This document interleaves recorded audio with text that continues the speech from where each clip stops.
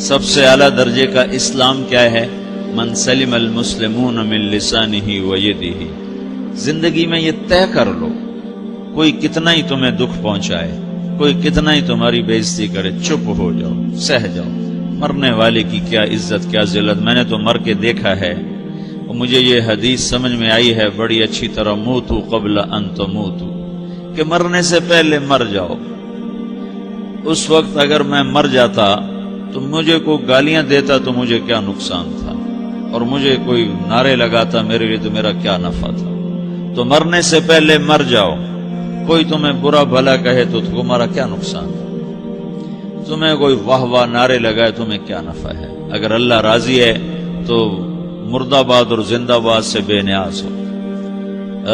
ابو ذر رضی اللہ تعالیٰ عنہ کو ایک آدمی نے گالیاں دی تو انہوں نے فرمایا بیٹا ایک گھاٹی آگے آ رہی ہے، اس میں گر گیا تو جو کچھ کہہ رہے ہو اس سے بھی زیادہ کا حقدار ہوں، اور اگر پار ہو گیا تو تیری گالیوں سے مجھے کوئی فرق نہیں پڑتا ہے۔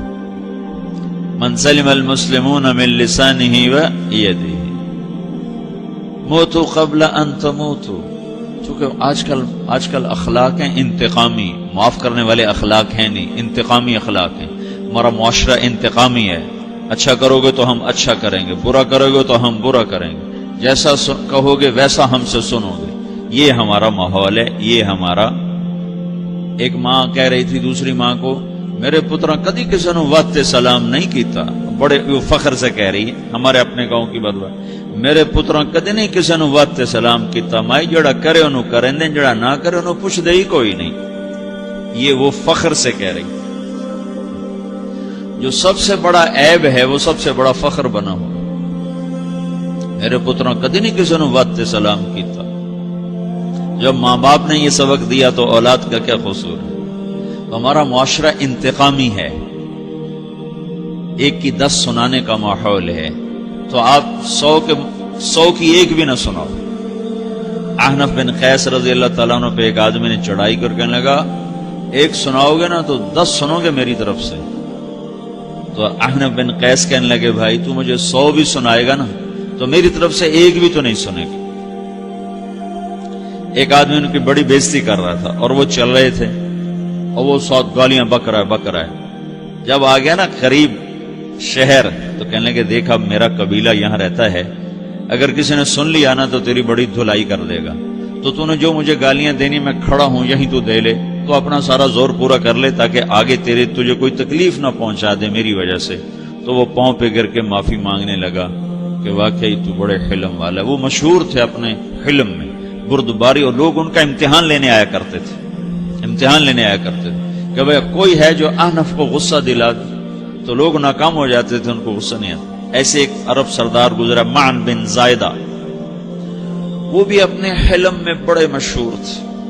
ایک دفعہ لوگوں میں شرط لگ گئی کہ کوئی ہے معن بن زائدہ کو غصہ دلائے تو ہم اس کو انعام دیں گے۔ تو ایک شاعر نے کہا میں غصہ دلاتا ہوں، تم دیکھنا ایسے سیخ پا ہو جائے گا جیسے جانور۔ تو وہ چلا گیا اس کی مجلس میں، دربار لگا، عرب سردار تھا بہت بڑا، دربار لگا ہوا، تو کہتا السلام علیکم، وعلیکم السلام۔ تو معن بن زائدہ پر ایک دور بڑے فقر کا گزرا تھا، پھر اللہ نے اس کو بہت بڑی سرداری دی، بنو عباس کا بہت بڑا یہ وزیر گورنر تھا۔ تو کہتا اتذکر اذ لحافک جلد شاۃ واذ نعلاک من جلد البعیر، کیوں بھائی تجھے یاد ہے جب تیرا بستر بکری کی کھال تھا اور تیرے جوتے اونٹ کی کھال کے تھے؟ تو کہنے لگا کیوں نہیں یاد، بھلا کوئی ماضی بھی بھولتا ہے؟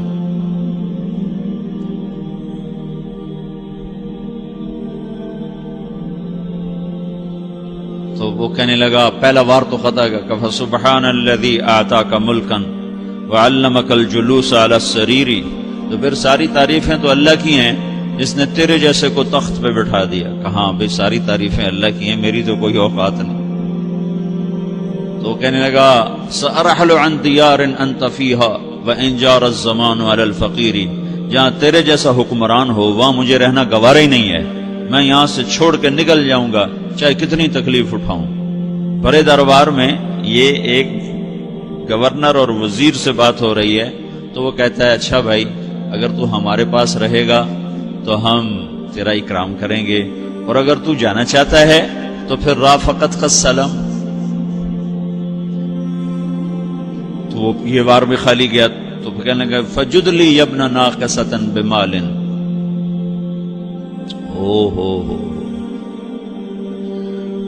او گندی ماں کے بیٹے مجھے کچھ عطا بھی کر، میں بغیر پیسے کے سفر کیسے کروں گا۔ عرب کو کسی کو بھی ماں کی گالی دے دینا پھر عرب سردار ہو۔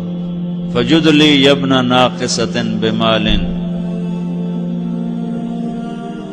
بری ماں کے بیٹے مجھے کچھ پیسے بھی دے، میں نے جانا ہے۔ میں کہا بھائی اس کو 3000 دے دیا جائے۔ اللہ، تو کہنے لگا قلیل ما آتیتنی و انی لأطمع منک فی الکثیر، یہ تو بہت تھوڑا تو نے دیا ہے، مجھے اور دے۔ کہا اچھا بھائی 3000 اور دے دو۔ تو وہ شاعر کی بھی آنکھیں پھٹ گئیں، کہنے لگا اب ٹھہر جا ٹھہر جا، اب میں تیری اصل تجھے بتاتا ہوں۔ سألت اللہ ان یبقیک ذخرا فما لک فی البریۃ من نذیر، میں اللہ سے دعا کرتا ہوں اللہ تیرے جیسوں کو سلامت رکھے، تیرے جیسا دنیا میں کسی ماں نے جنا ہی کوئی نہیں۔ فمنک الجود والافضال حقا وفضل یدیک کالبحر الغزیر، تو ہی سخی ہے، تو ہی کریم ہے، اور سمندر بھی تیری سخاوت کے آگے کچھ نہیں ہے۔ تو نے کہا اچھا بھائی تو نے ہماری برائی کی، ہم نے تمہیں 6000 دیے، اب تو نے ہماری تعریف کی، ابھی 10,000 اور دے دو اس کو۔ باتیں ہی رہ گئیں، باتیں ہی رہ گئیں۔ کہاں سے لائیں ایسے لوگ؟ ہمارا معاشرہ انتقامی ہے، بدلہ لینے کا ہے، بدلہ لینے کا۔ تو میرے ساتھ کیا میں نے بھی کرنا ہے۔ تو اعلیٰ درجے کا اسلام یہ سکھا رہا نہیں چپ ہو جاؤ، سلامت بن جاؤ، سلامتی بن جاؤ، سلامتی کی علامت بن جاؤ۔ من سلم المسلمون من لسانہ ویدہ۔ اب وہ سوال کرتا ہے یا رسول اللہ ای الایمان افضل، سب سے اعلیٰ درجے کا ایمان کیا ہے؟ اسلام کیا ہے؟ کلمہ، نماز، روزہ، حج، زکوٰۃ۔ اعلیٰ درجے کا اسلام کیا ہے؟ من سلم المسلمون من لسانہ ویدہ۔ یہ اخلاق کا ادنا درجہ ہے، ادنا درجہ ہے۔ ادنا درجے پر پہنچ کر آپ اسلام میں اعلیٰ درجے پر آ سکتے ہیں۔ وہ سوال کرتا ہے ایمان کیا ہے؟ تو آپ نے کہا اللہ پر، فرشتوں پر، کتابوں پر، رسولوں پر، موت کے بعد کی زندگی پر، تقدیر پر۔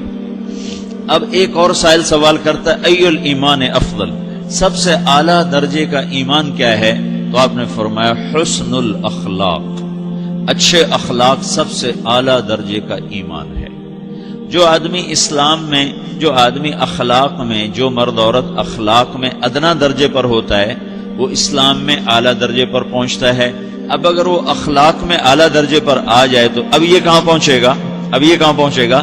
میرا نبی کہہ رہا ہے سب سے اعلیٰ درجے کا ایمان ہے حسن اخلاق، حسن اخلاق۔ ابو ہریرہ نے پوچھا یا رسول اللہ وما حسن الاخلاق، یہ بھی ایک اور حدیث ہے، یا رسول اللہ حسن اخلاق کیا چیز ہے؟ تو آپ نے 3 چیزیں فرمائی، تصل من قطعک وتعطی من حرمک وتعفو عمن ظلمک، جو تم سے توڑے نہ تم اس سے جوڑو، نہیں کرتا سلام نہ کریں، کوئی ہم چھوٹے باپ کے ہیں، ہم تو کبھی بھی نہ کریں، ہم تو کبھی بھی نہ منہ تھوکیں بھی نہیں، ہم تو میرا نبی کہہ رہا ہے جو توڑے تم اس سے جوڑو، جو محروم کرے اسے عطا کرو، جو زیادتی کرے اس سے درگزر کرو۔ یہ 3 کام جو عورت مرد کر لے گا یہ اخلاق کے اعلیٰ درجے میں ہے۔ جب یہ اخلاق کے اعلیٰ درجے پر پہنچتا ہے تو پھر میرا نبی کیا بشارت دیتا ہے؟ ادنا درجے پر پہنچ کر تو اعلیٰ مسلمان کی بشارت ہے، اور اخلاق میں اعلیٰ درجے پر پہنچ کر میرا نبی کہتا ہے کاد الحلیم ان یکون نبیا، اعلیٰ اخلاق والا بس نبی بنتے بنتے رہ جاتا ہے۔ اعلیٰ اخلاق والا ایسے ہے جیسے کہ نبی، قریب ہے کہ وہ نبی بن جائے، یہ تو ہے نا ترجمہ، لیکن ہم ہمارے اردو میں کہتے ہیں وہ نبی بنتے بنتے بنتے رہ گیا۔ کیا مطلب؟ کہ اس میں اور نبی میں صرف نبوت کا فرق رہ جاتا ہے، باقی وہ سب کچھ حاصل کر لیتا ہے۔ تو یہ سارے دین کا میں نے آپ کو خلاصہ بتایا ہے کہ میری آپ کی ضرورت ہے کہ میرا اسلام اعلیٰ درجے کا ہو، من سلم المسلمون من لسانہ و یدہ، میرا ایمان اعلیٰ درجے کا ہو،